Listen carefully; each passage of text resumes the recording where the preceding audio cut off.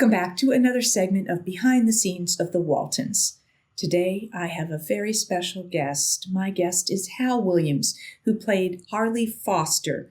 He started initially in season 2 with the episode The Roots, and the last 2-part episode that he worked with us on was in season 9, The Outrage. It has been an absolute pleasure to track down Hal again and to be able to share some time with him. So please welcome Hal Williams. Okay, babe, what's happening? Hey there, it's so good to see you. Good to see you. Good to see you. Good to be seen and not viewed. Oh, isn't that the truth? Yeah. So you've been like super busy. Pinning you down is like, Well, a piece of work. They have the saying, it's hard to hit a moving target, and they keep trying to hit me. So I keep trying to do something and keep active, and they keep telling me I'm old. I said, I know I'm old. I don't have to act old unless they pay me to act old. I'm not going to act old. So I told people on the phone, you don't sound like you're that old. I said, well, I don't give a damn about how I'm old. That's how old I am. Now get on with why I called you, that kind of stuff. It's crazy. Yeah. But I try to stay busy. I was doing some theater down there at the college, and because the industry, as we knew it, Judy is gone.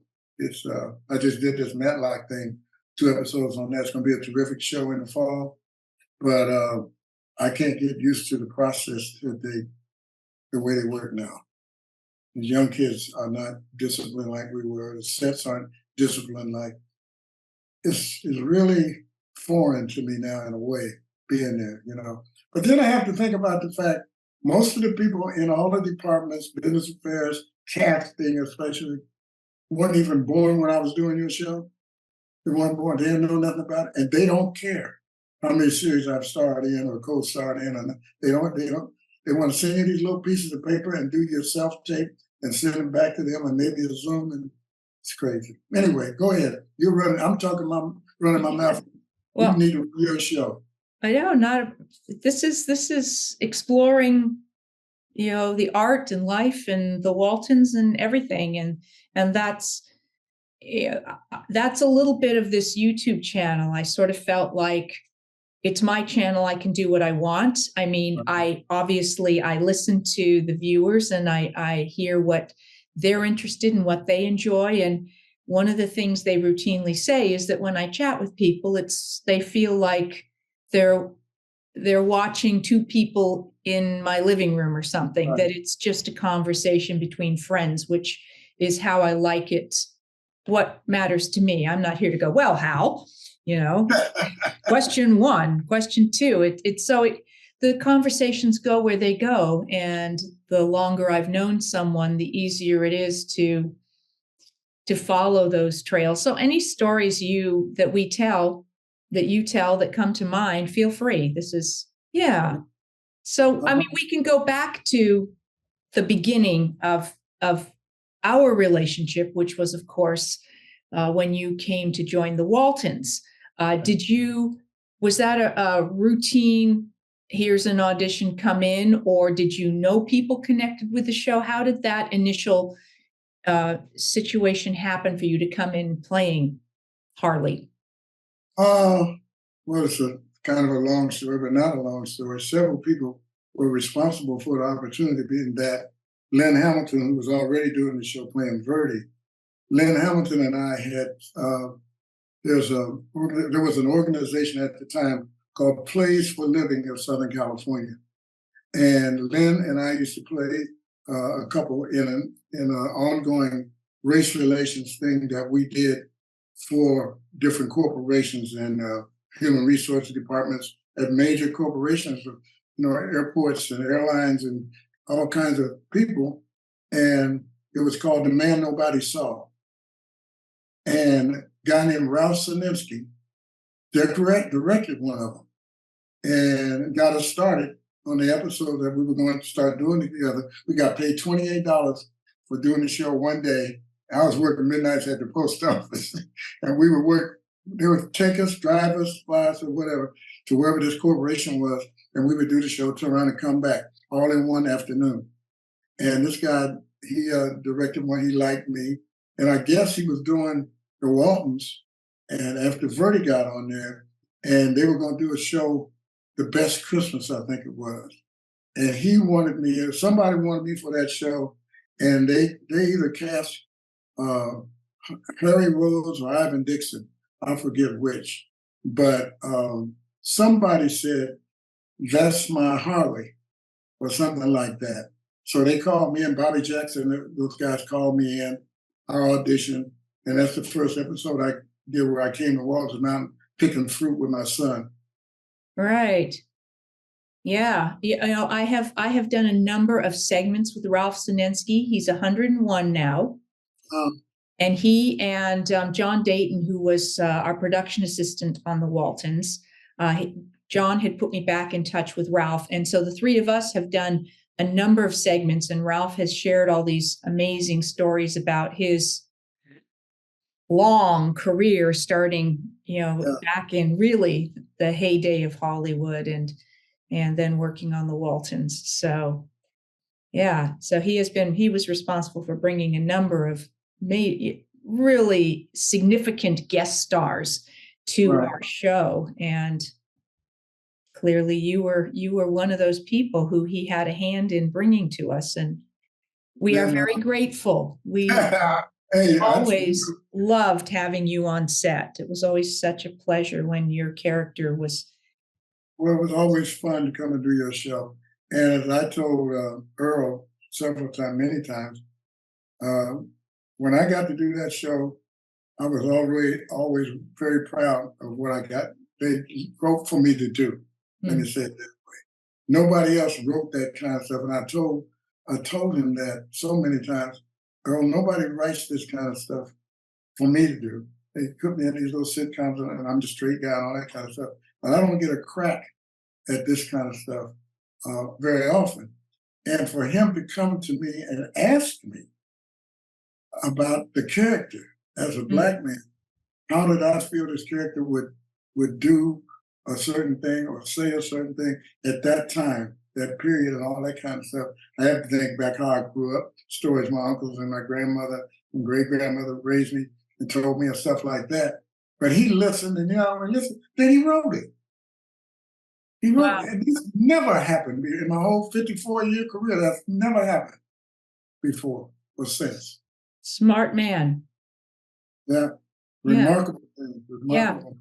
I'm sure that's why it spoke so authentically to the audiences, because that amount of care was taken so much of the time. I loved that for the time period that we were addressing, that they did tell these stories and told them from that time period and what the facts would have been. So I didn't realize that you had such a hand in that.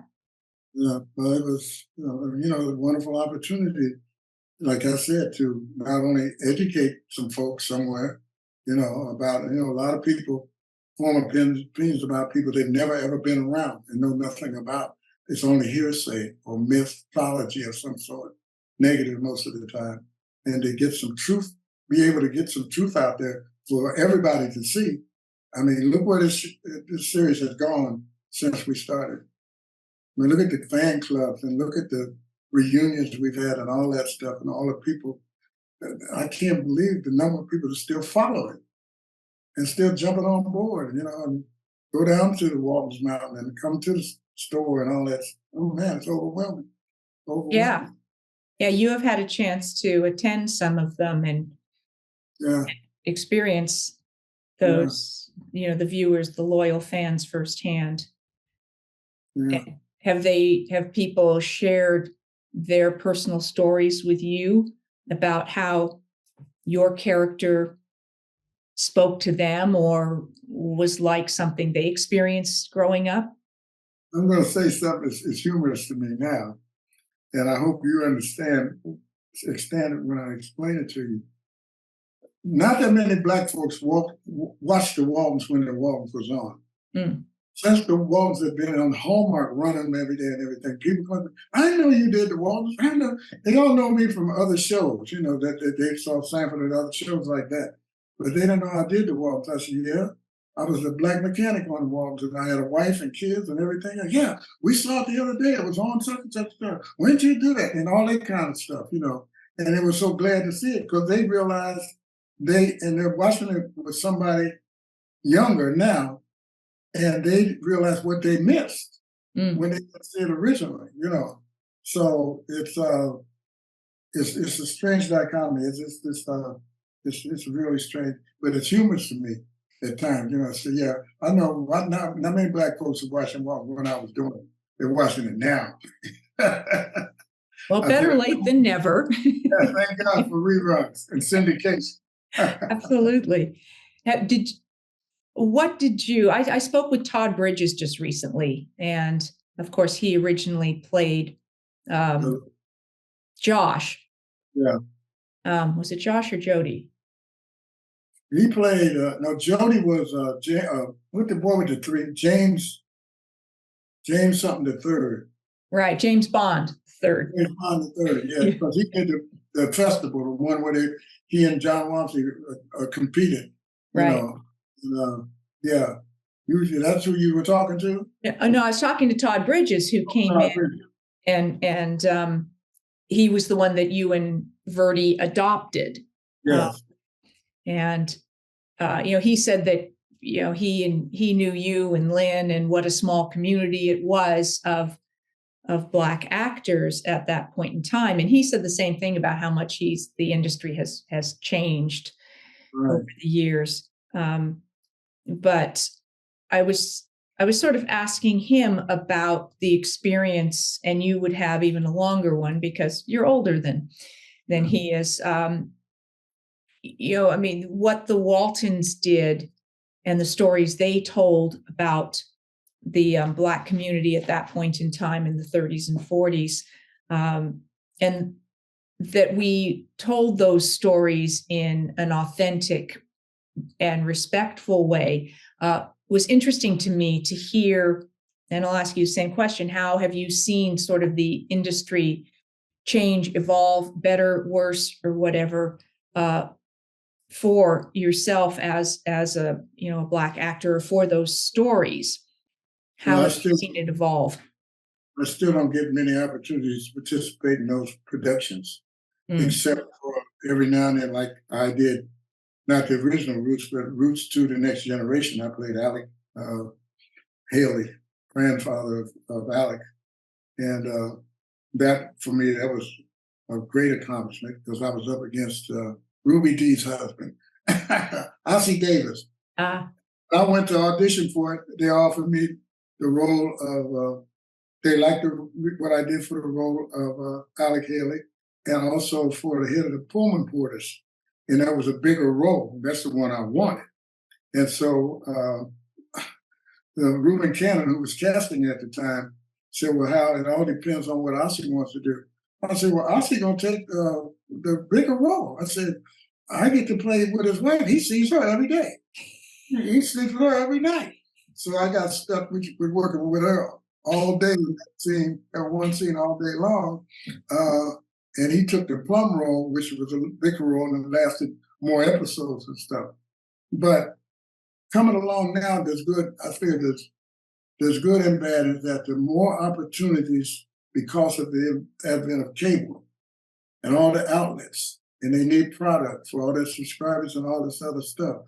So there's more Black people getting into the creative end and producing and writing thing, much more so than when I was in the 70s and 80s. In the 70s, it was the kind of Black exploitation because of the success MGM had with Shaft, with Richard Roundtree. So everybody, Hollywood was in trouble. So everybody jumped on the bandwagon. Everybody made every kind of damn Black movie they could about pimps and prostitutes and gangsters and everything else like that. And then when they got on their feet, there was a backlash to no more Black movies. And then back into television and stuff, and the sitcoms and stuff like that. So now there are wonderful opportunities.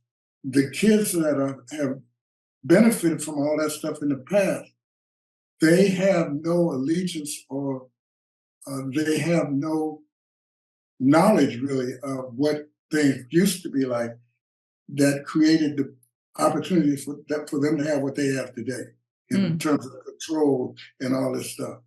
They're taking it for granted. And I don't want anybody to pat me on the back and say I helped open doors.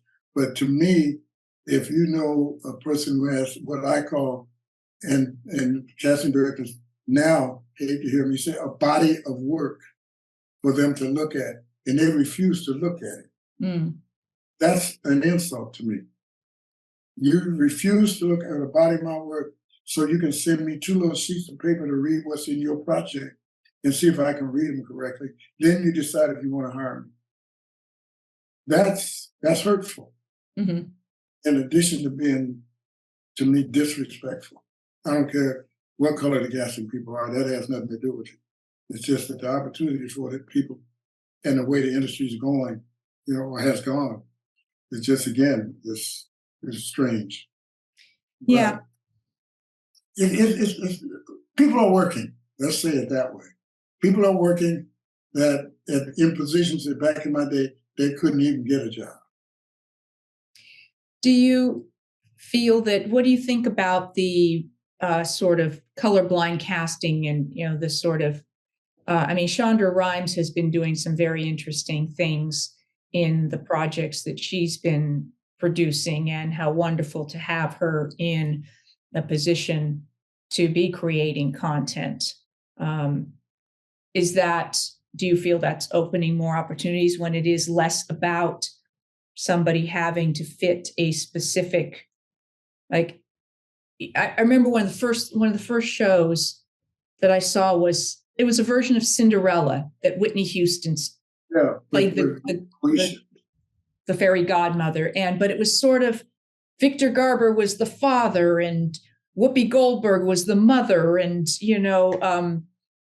an Asian actor was Prince Charming and Brandy was Cinderella, and it was sort of like you just create this, or Hamilton, that just does history, doesn't care about, well, George Washington wasn't a black man, and Alexander Hamilton, was he Puerto Rican?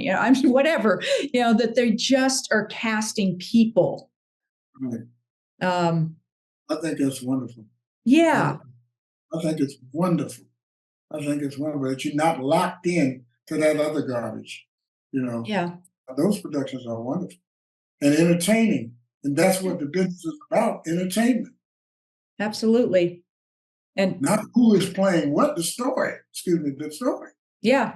Now, I get asked a lot about, I had told people they were excited that you were going to be coming to talk with me. And of course, I get asked about Lynn all the time, who I understand her health isn't great. No, she's slowly deteriorating, with the dementia and stuff. I called her a couple of times, and I tried it, especially on her birthday, because I remember the birthday. She's living with a granddaughter. And she said, who is this? I said, this is Hal Williams. Well, you don't sound like Hal Williams. So then I had to do things with my voice and say things to her and call her names that I called when she and Frank, her husband, they used to live right across the street from me. Most of the time we were working your show, we lived right across the street from each other. I owned the apartment building across the street, and they lived in a duplex across the street. And that would trigger some things, but she's still the same sweet lady. Yeah. Such a good actress. Tremendous. Never really got the breaks like she could have. I won't say that she could have. Her talent was overwhelming, but she never got that many opportunities to display it. Roots was great for her, and a couple of other things. Rockford Files, she created a sophisticated character on there that was wonderful. Every now and then she gets something and she just eat it up. Just gobble it up, So that's what she was. Yeah. Well, she certainly had some standout episodes on the Waltons. Do the Waltons and do Sanford and Son at the same time, because they were recurring in both shows. Wow. And I'm playing straight in your show, and we're playing clowns in the other show at the same. They never conflicted. Never called us at the same time. That's amazing. I was going to ask you if there were times when you were. When your availability was checked for the Waltons, but you were not available because of other work you were doing. I don't think there ever was. God's in control of everything. Mm. He's running everything. I'm just running my mouth. But no, never conflicted. I was doing the Waltons, Sanford and Son, and Harry O with David Jansen all at the same time. And I never got a call for one and had to say I can't do it because I'm over here. Thank you for joining me for part 1 of my conversation with Hal Williams. I'll be back with more with Hal and also more behind the scenes of the Waltons episodes and Ask Judy. And I look forward to seeing you next time. Thanks for watching.